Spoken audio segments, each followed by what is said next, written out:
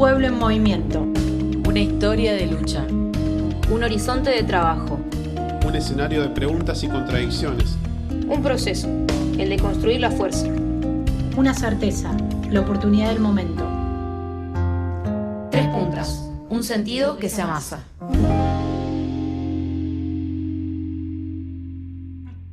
Buenas tardes, compañeros, compañeras. Los saludamos nuevamente en esta nueva edición de lo que llamamos Discusiones sobre la Mesa. En este caso los invitamos a compartir con nosotras la ronda 2 que dimos por llamar Arriba las finanzas, esto es una guerra. Les vamos a recordar que si tienen ganas de seguir escuchando algunas de las discusiones que tenemos y por qué no sumarse también a ellas, pueden chequear nuestras producciones en nuestro website, que es http://collective.wixsite.com/comunicación, y que también pueden encontrar esta serie de podcasts que estamos haciendo en Spotify. Lo buscan y lo encuentran como Discusiones sobre la Mesa. Hola compañeras, ¿cómo andan? Chofi, Sabri. Hola, ¿qué tal? Bueno, buenas tardes, o buenos días, o buenas noches, cuando sea que estén escuchando este podcast, cuando se tomen un minutito para sumarse a esta discusión.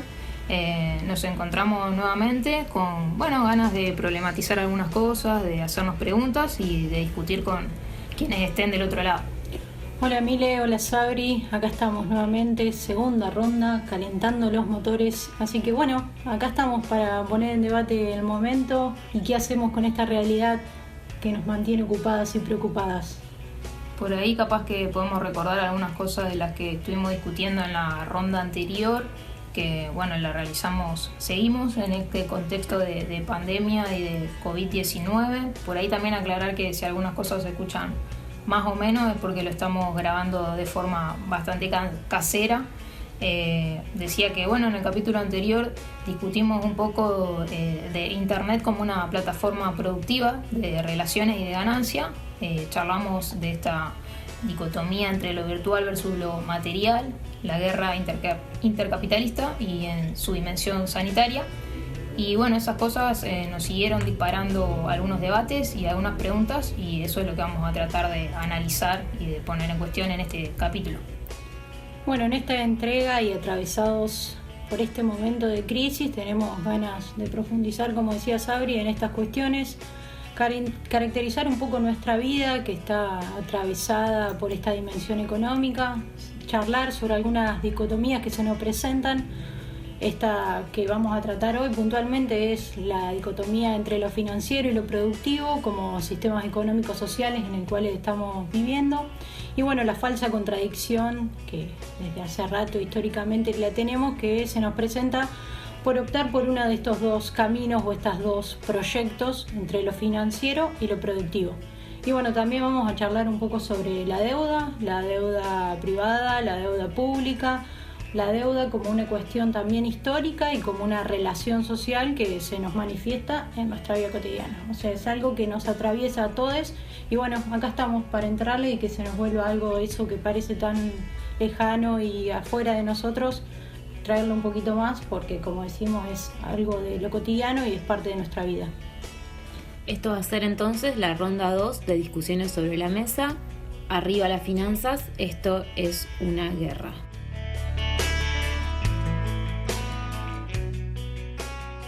Como estaban planteando, compañeras, si quieren podemos arrancar, y nos parecía que estaba bueno, o me parece que está bueno, comenzar por el inicio, y esto es un poco lo que decimos, cuál es el germen de la cuestión, y ponemos como un punto de inicio en el origen del régimen capitalista.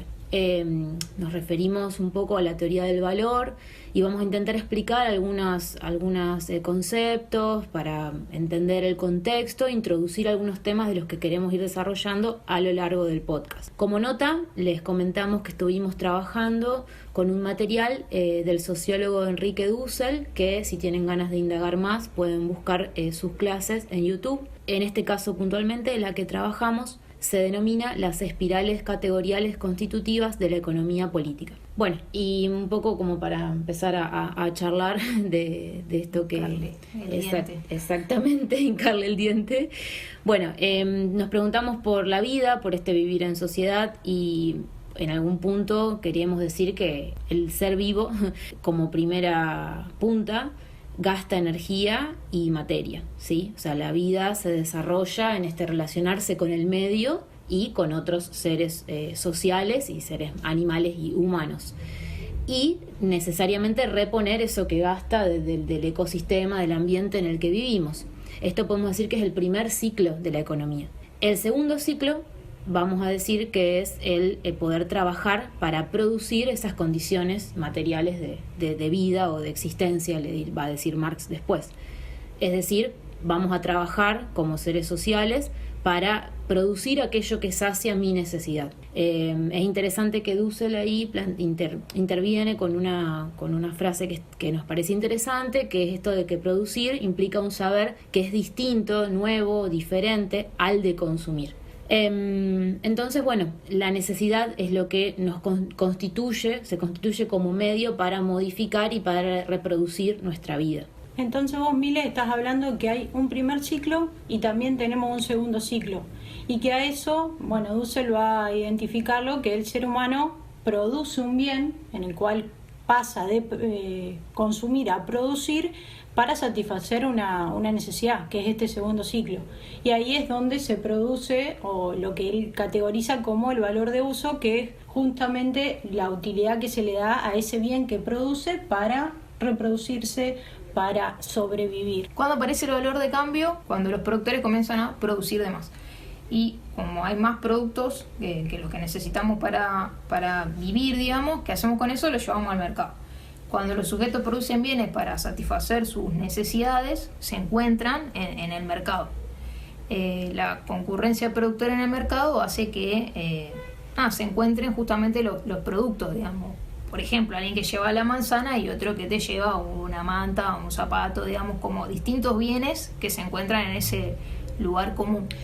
Sí, Sabri, no, ahí me parece importante resaltar esto del excedente, ¿no es cierto? El ser humano produciendo más de lo que necesita para reproducir su propia existencia, porque justamente lo que le va a dar asidero a ese encuentro que vos bien llamabas el mercado, y también cómo este hecho produce lo que podemos decir que son 3 esferas, ¿no es cierto?, de la economía, que tienen que ver con la producción per se, la realización o el mercado y la circulación de esas mercancías.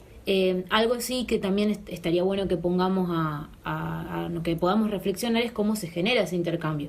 Para que se genere ese intercambio necesariamente tiene que haber una igualdad entre esos bienes, ¿sí? Algo que los vuelva común. Retomando un poco para atrás lo que veníamos diciendo, entonces el valor es, podemos decir que es aquello que es útil porque satisface una necesidad, aquello que es intercambiable porque en el mercado puedo intercambiar con otros bienes que necesito, y algo que vamos a hacer mucho hincapié a lo largo de esta producción es que el valor es lo producido por el trabajo humano. Eso como una cuestión a diferenciar y a tener en cuenta, porque cuando vayamos a dar algunos otros ejemplos u otras de las discusiones, vamos a ver que muchas veces ese productor del valor, que es el trabajo humano, se nos esconde. Sí, y es lo constante, digamos, que el valor justamente es producto del trabajo humano, digamos. Eso es lo que tienen en común.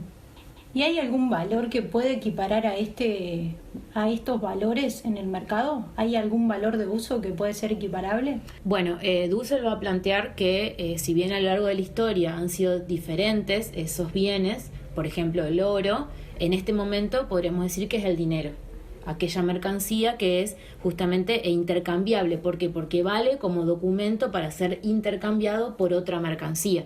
Bien, ahora entendimos un poco cómo empieza a generarse el sistema capitalista ya por el siglo XVIII. Esta es como una primera punta. Pero ¿cómo pasa de esta ley del valor, esta ley general que tiene como el origen del sistema, a expresarse hoy en este mundo que decimos y retomábamos también en el podcast anterior, que estamos viviendo en un sistema financiero? Está bueno como también volver un toque sobre eso, de que justamente lo que estamos desarrollando hasta acá es algo que es una ley general de un sistema que es el capitalista, digamos. Como volver a por ahí resaltar eso, porque a veces cambian algunos elementos, pero lo que se mantiene es una ley general. puntualizando un poco en el sistema financiero, digamos, vamos a tratar de desandar un poco cómo se expresa esa regla general del valor, comprender algunas aristas de esta expresión capitalista que hoy decimos también, retomábamos en el podcast anterior, que lo financiero se vuelve lo hegemónico en este modo de producción social.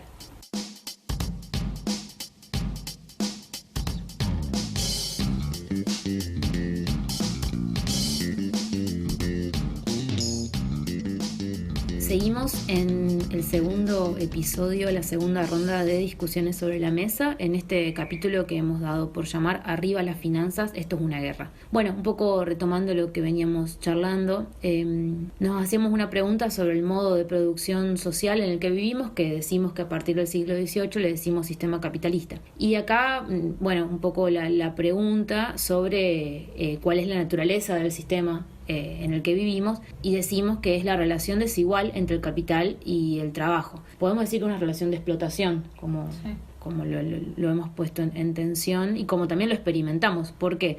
Porque el trabajador vende su fuerza de trabajo, después veremos si realmente es de él o no, pero bueno, en principio vende su fuerza de trabajo, es decir, su tiempo materializado en una mercancía, al capitalista que es dueño de los medios de producción. A cambio va a recibir un salario, es esa retribución necesaria para garantizar su vida, para garantizar la reproducción de su existencia, de su supervivencia. Ahora bien, a lo largo del sistema productivo, el capitalista se apropia de un excedente que justamente nace del trabajo del trabajador y que le decimos plusvalía. ¿Se va entendiendo? Para Mile, ahí sí. Me queda una duda. O sea que cuando a mí me pagan el salario, ¿no me están pagando en consideración con lo que yo trabajo? ¿Hay una parte como con la que se quedan? Exactamente. Sí, te están robando, digamos. Te están robando, Chofi. A todos nos están robando. Hay una parte que sí, que no es retribuida, sino que justamente lo que se retribuye y que conocemos como salario es lo que necesitamos para sobrevivir, básicamente, para seguir reproduciendo nuestra fuerza trabajadora. Pero lo que nos falta es la plusvalía. ¿Y qué hace el capitalista con eso, con que se queda, que no le corresponde y que es mío? Bueno, ahí el capitalista tiene algunas opciones para, de nuevo, e importante, seguir reproduciendo el sistema productivo, porque recordemos que en esta bicicleta, digamos, productiva, el que empezó a producir tiene que seguir produciendo para generar más ganancias y más plusvalía. En este sentido, el capitalista el empresario tiene algunos caminos. Por un lado, puede elegir comprar, por ejemplo, más maquinaria, comprar tecnología de punta. También podría elegir contratar más cantidad de empleados, más trabajadores, o podría, que raramente sucede, aumentar el salario de los trabajadores. Y por otro lado, también podría poner... Esas son variantes de un mismo camino. Esas son variantes del mismo camino, exactamente. Y por otro lado, podría apostar a lo que llamamos la inversión financiera. Bien, entonces vamos al capital financiero, digamos, como poder profundizar sobre eso. Y según Lenin, capital financiero es el capital que se halla a disposición de los bancos y es utilizado por las industrias, por los industriales. Sí, yo lo que veo es como que el sistema financiero o esto que decimos lo financiero, las finanzas, está como muy en boga y lo escuchamos por muchos, Sí. en los medios, leemos, pero a veces no sé si me pregunto qué diferencia, digamos, qué nos plantea a nosotros como pueblo, si hay una diferencia o cuál es justamente la especificidad de este momento que estamos viviendo del sistema. Para Lenin, cuál es el concepto que él da del capital financiero. Es interesante porque en una de sus obras él plantea que justamente es la concentración de la producción que también tiene una consecuencia salvaje al interior de los capitalistas, ¿se entiende? Del bloque capitalista, exacto.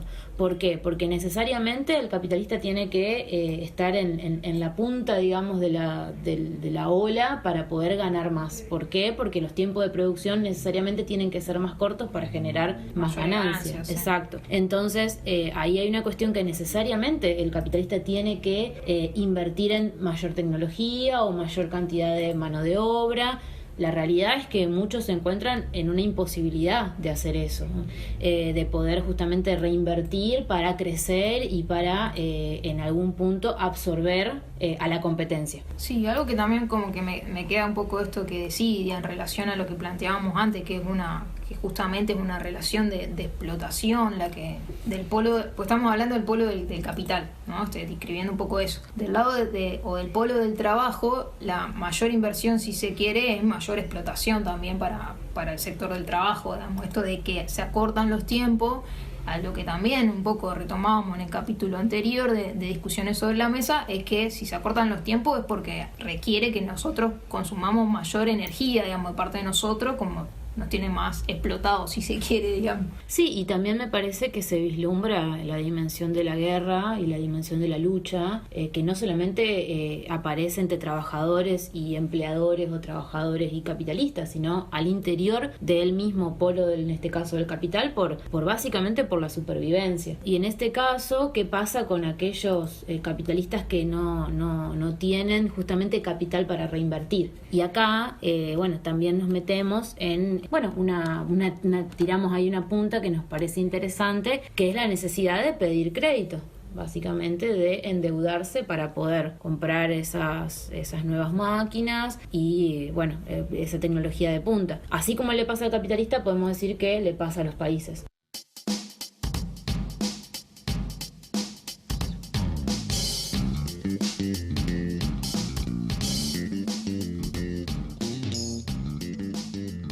Hay dos mecanismos con los cuales se vale el capitalismo y se logra reproducir, que es la concentración y la centralización. O sea, hay cada vez menos capitalistas y cada vez la torta que acumulan está en cada vez menos manos. Ese doble mecanismo de concentración y centralización hace que genera que las pérdidas sean redistribuidas, o sea, se han socializado al resto de los trabajadores o al resto de las fracciones del capital que van quedando fuera de esa mesa donde se reparten la torta. Y bueno, justamente eso es lo que genera que estos capitales o estas fracciones de capital y el sector del trabajo tenga que acceder a deuda para poder sobrevivir, ni más ni menos. Y ahí, como decía Mile, está también esos mecanismos también se presentan entre los países. Hay países que concentran grandes sumas de capital y tienen la capacidad de generar créditos, préstamos a otros países emergentes o subdesarrollados que necesitan ese dinero para apostar al crecimiento de su país, para políticas públicas, para salud, alimentación, educación. Y ahí es algo que se genera y desde los albores de este capitalismo, o sea, estamos hablando de una deuda pública que tiene sus inicios tal vez en el año 1694, cuando el Banco de Inglaterra, le prestó plata a una de sus colonias. Y ahí está el otro anclaje, que la deuda siempre va acompañada del saqueo de los pueblos. Sin el colonialismo no había deuda, sin el saqueo de riquezas tampoco existía esa deuda. Son dos mecanismos muy potentes de los cuales se basa el capitalismo para seguir reproduciéndose. Bueno, estamos por ahí caracterizando un poco por qué este capítulo se llama Arriba las finanzas, esto es una guerra. Con esto que venimos diciendo justamente, que son mecanismos de sometimiento. Bueno, queríamos tender un recurso para entender un poquito sucintamente de qué se trata la deuda, que lo vamos a escuchar a continuación. La deuda externa te la explico en 3 minutos. Mirá, a ver, imagínate que sos el intendente de un pueblo y resulta que querés hacer una obra pública, no sé, una cloaca, ponele, y eso te sale 100. Pero no tenés la plata toda junta. Entonces, ¿qué haces? Pedís prestado. Super solución. Te dan los 100 con un interés, digamos, para hacerlo facilongo, de 10% a 10 años. 10 por 10, 100. O sea que en 10 años vas a tener que devolver 200. Clarísimo. Los créditos para personas se van pagando por mes, porque las personas cobran por mes. Pero para los países parece que no. Tenés que ir pagando de a poco los intereses y al final de los 10 años tenés que pagar todo junto los 100 que te prestaron. Pero resulta que todo esto empezó porque vos no tenías 100 todos juntos, si no hubieras pagado la cloaca en efectivo y listo. Entonces, la única manera de pagar esto es que durante esos 10 años vos hayas sido prolijito y hayas ahorrado 10% por año todos los años, pero medio difícil, ¿no? Entonces, ahí viene el quilombo. Lo que se hace es renovar el capital. O sea, vos pagás el interés y los clientes lo vuelven a prestar, digamos que en las mismas condiciones, 10% en otros 10 años, que tenés que pagar otra vez 200. Y cuando llegue ese momento va a pasar lo mismo. Así que otra vez vas a pagar los intereses y refinancias el capital con más intereses. Y en 10 años, otra vez. Y otra vez. O sea que en 50 años yo recibí 100, pagué 500 y todavía debo 100. Pero esto no es nada. Porque la mayoría de las veces se piden otros préstamos para pagar los intereses. O sea, cuando tengo que pagar los 200, en vez de pagar, yo vuelvo a pedir 2 préstamos de 100, cada uno con sus otros intereses de 100. O sea que en 20 años no pagué nada, pero debo 400. Y si hago lo mismo en otros 10, 800. Y en otros 10, 1600.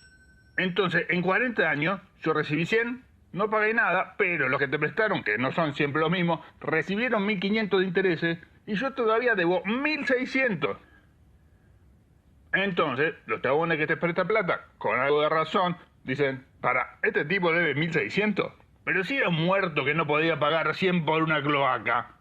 No, viejo, me parece que no va a cagar, así que a partir de ahora le cobramos 20% por año en lugar de 10. Y te imaginás que esto se va al recarajo, es una columna de billetes inimaginable, entonces vos tenés que plantar y decir que no podés pagar. Y entonces los tipos aceptan que le pagues menos, porque no le queda otra, pero con otros créditos, con interés, y todo vuelve a empezar. Solamente que ahora vos quedaste como un intendente de mierda, de un pueblo de mierda, que vive por encima de sus posibilidades porque no sabe administrar y tiene que ajustar el gasto público sacándole guita a los jubilados, por ejemplo. Y bueno, ese es el quilombo de la deuda externa. La deuda eterna. Esto que estamos escuchando sobre el funcionamiento de la deuda, entonces, es lo que nos puede pasar o le pasa a la gente con las tarjetas de crédito. Por ejemplo, que donde muchas veces se termina pidiendo un crédito para también poder pagar esos intereses. Sí. Me suena me suena perverso. Y también me pregunto cuál es el problema entonces de la deuda, si solamente es pagar o no pagar, si podemos hacernos algunas otras preguntas en torno a eso. Bueno, la cuestión de la deuda y sobre todo en estos tiempos que estamos transitando, digamos, de actuales, si se quiere, en este momento que retomamos, que tiene que ver con una pandemia, con una situación de a nivel mundial de muchos países endeudados, nos plantea esto, ¿no? La pregunta es, ¿pagar o no pagar? ¿O cuál es nuestro problema? Pensamos a la deuda como una relación social, y esa relación social genera una dependencia. Este mecanismo restringe nuestra soberanía porque es un mecanismo de poder, no es simplemente un tema económico o que tiene un impacto en la economía, sino que también tiene su impacto en políticas que se llevan adelante, digamos. O sea, detrás de las cifras de los 450.000 millones de dólares que hoy por hoy la Argentina, por ejemplo, está debiendo, entre comillas,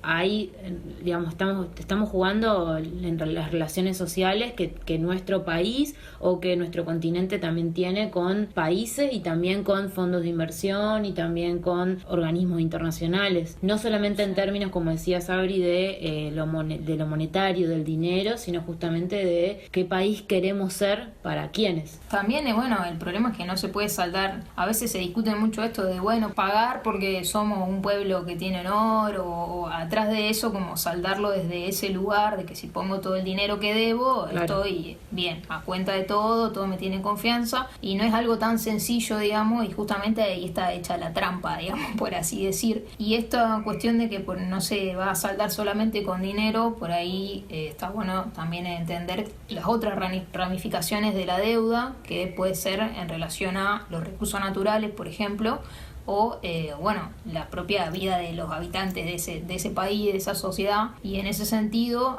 un ejemplo que podemos compartir o que podemos traer a discusión, la propuesta de Pfizer, que elige a Argentina justamente para testear la vacuna contra el COVID-19, que tiene una primera etapa que abarca a 30.000 personas, y esta experiencia se va a llevar a cabo en nuestro país, digamos, van a experimentar con argentinos y argentinas, digamos, y que está llevada adelante por la Fundación IFAT, que es financiada por Bill and Melinda Gates. Calculo que todos nos suena la fundación de Bill Gates. Y Pfizer es propiedad del fondo BlackRock, que es principal acreedor de la deuda externa argentina. Y esto nos lleva a la pregunta si hay alguna relación entre los requisitos de la deuda y esto de que Argentina haya sido seleccionada para experimentar con esta vacuna. Ahí me quedan dos cosas. Por un lado, con el comentario que vos traías a colación, que está bueno, es esto de que no es una cuestión solamente de dinero, sino que tienen que ver también la relación social, los recursos naturales, y también me queda dando vuelta en la cabeza esto de que BlackRock y como no es solamente el FMI, no es solamente los organismos internacionales del cual, sino que hay tenedores de deuda que son privados, no solamente públicos, y ahí también está el meollo de la cuestión. Digo, para saber a qué nos enfocamos, digamos, cuando vamos a generar algún tipo de movilización o algún tipo de reclamo, a dónde apuntamos, porque como decimos, si bien hay una tendencia a creer que hay un único, nosotros lo que estamos viendo es que hay fracciones de capital, diferentes organismos, la banca pública, la banca privada, estamos hablando de la fintech, estamos hablando de los fondos financieros, estamos hablando de un montón de entidades que atrás de las finanzas, de ese mundo que parece oscuro, que nosotros estamos tratando un poquito de vislumbrarlo, darle un poco de traerlo más a la cotidianeidad, se ocultan intereses que están en juego y están en este mundo y que hoy en esa pulseada están haciendo que este mundo esté entrando en una crisis. Sí, está bueno porque también creo que incluso desde los medios de comunicación, que es una manera de acercarnos a la realidad, por así decir, se fogonea y se apunta por ahí más al FMI, o sea, eso es lo que se vislumbra en un principio.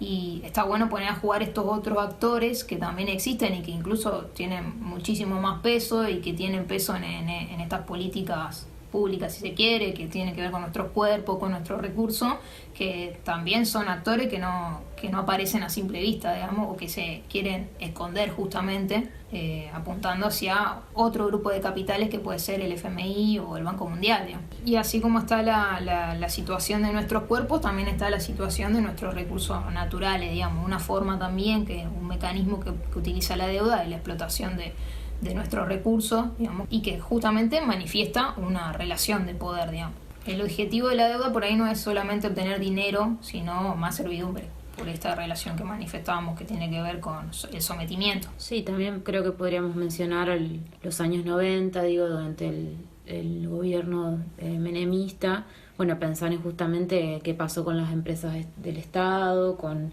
esa privatización de justamente de esas empresas que daban en algún punto algún servicio a la población argentina, ¿no? Teniendo YPF, por ejemplo. YPF, exactamente, el servicio de telecomunicación. También como un proceso justamente de extranjerización de esos recursos, que también, podríamos decir que hoy por hoy tampoco alcanza, o qué decimos que son las empresas públicas, ¿no? También podríamos poner en tensión eso. Pero lo que sí es esto, hay que deberíamos poner sobre la mesa lo que decís vos, Sabri, de esta dimensión expropiadora de la deuda, puntualmente como un mecanismo. Sí, y así como vos mencionás lo de los 90, tal vez viniendo más cercanamente, podemos pensar en la situación de la minería y la explotación de la cordillera de los Andes actualmente por parte de capitales canadienses, Estados Unidos y demás. Eso sí continúa ocurriendo, digamos, tal vez no lo vemos en función de empresas concretas como te compro YPF, sino que ahora lo vemos más en relación a la explotación sobre los recursos y que tiene su costado contaminador, si se quiere, y también que se extrae de nuestro territorio recursos que no te tributan nada, incluso si de última te pueden discutir, pero te dejan inversiones. Tampoco es así, digamos, tampoco es de esa manera lineal, digamos. Sí, acá es como el recurso fácil es identificar ahí al enemigo como ese capital financiero. Es lo financiero y vamos todos hacia ahí y hay que apuntar y nos parece que eso es, no sé si diría bastante inocente, pero como que le falta complejizar, entendiendo que no son solamente los bancos, como decíamos hoy, no son solamente los organismos multinacionales, no podemos caer en la trampa de lo público y lo privado, sino que en verdad, o también dejar de mencionar que hay empresas transnacionales con escala global, con asiento local, que también nos saquean y se expropian y se quedan con nuestro recurso, y ahí como siempre, la pregunta que nos cabe a nosotros y con la pelota en la mano es las definiciones que tenemos que tener como pueblo para evitar la pregunta sobre el poder y sobre lo que queremos hacer. Bueno, qué tipo de salud queremos, qué tipo de economía queremos y bueno, cuáles son los pasos a seguir para poder desarrollarlo y dejar de ser manejados como marionetas por otros. Sí, yo creo que aportando un poco, Chofi, a lo que planteás, en muchos casos, incluso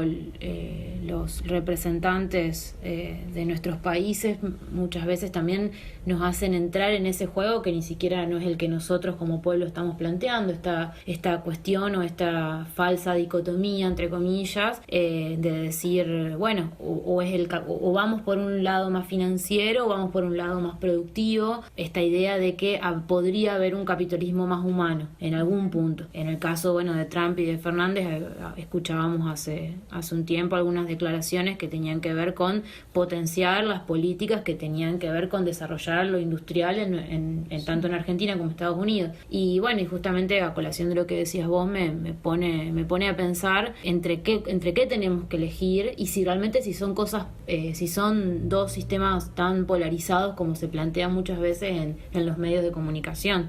Sí, bueno, y en eso decir que, como veníamos por ahí manifestando, que son capitales que actúan en conjunto, digamos, el sistema financiero se apoya en el productivo y viceversa, digamos, toman beneficios mutuamente, digamos, actúan como un capital unificado, con reglas unificadas que son las que mencionábamos anteriormente, y que no es posible que el capital financiero perciba intereses o invierta si no tiene el sector productivo, digamos. Esa es la lógica de la relación capitalista.